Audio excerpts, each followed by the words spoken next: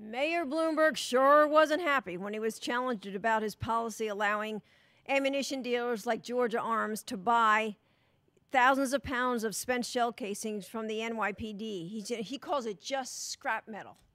Your thoughts on when you first heard about this? Well, I mean, it's just ironic that it's just scrap metal that happens to be a central component for ammunition, and it's being sold to Georgia Arms, who I support and who I've bought ammunition from.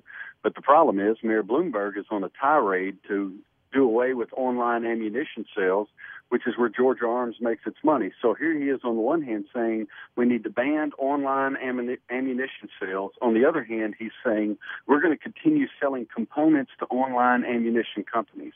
Yeah, I mean, it is, talk about hypocritical. You know, here's the mayor says, okay, it's okay if I do this, but you know what?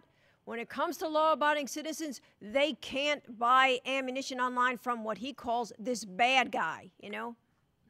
Oh, that's exactly right. You know, and he said that he is going to continue to allow the highest or the best bidder to take the casings when they're available. So he's going to continue his tirade against online ammo. At the same time, he's going to continue to open the door to Georgia Arms to come up and get it. And again, I'm happy for Georgia Arms. I hope they get it all. But he needs to realize he can't have it both ways. But, you know, you also, in your column today, you wrote about how the New York Times is targeting Georgia Arms.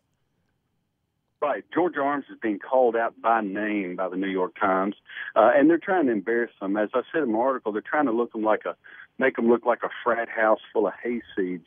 And, you know, the New York Times says that basically all you need to get ammo from Georgia Arms is the ability to stand and breathe. That's not true. It's simply not true. You can't buy ammo without proving your ID, and there are online forms and ways that they do that. But, you know, again, as you say, they are targeting Georgia Arms in specific, and I hope they survive this. And how about Mayor Bloomberg turning on that reporter and saying, hey, you know what, this is just that ammo dealer trying to play gotcha games, that he gives you a story that's going to rile everybody up?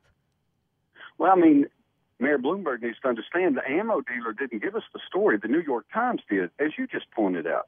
Now, the ammo dealer may have emailed out that story. Perhaps that is true, but that's their right. I mean, I would assume that if someone were attacking me in a newspaper somewhere, it would be my right to email that to my friends and say, hey, look what they're doing to me. And someone had to show the duplicit nature of what the mayor is doing as well as what the New York Times is doing.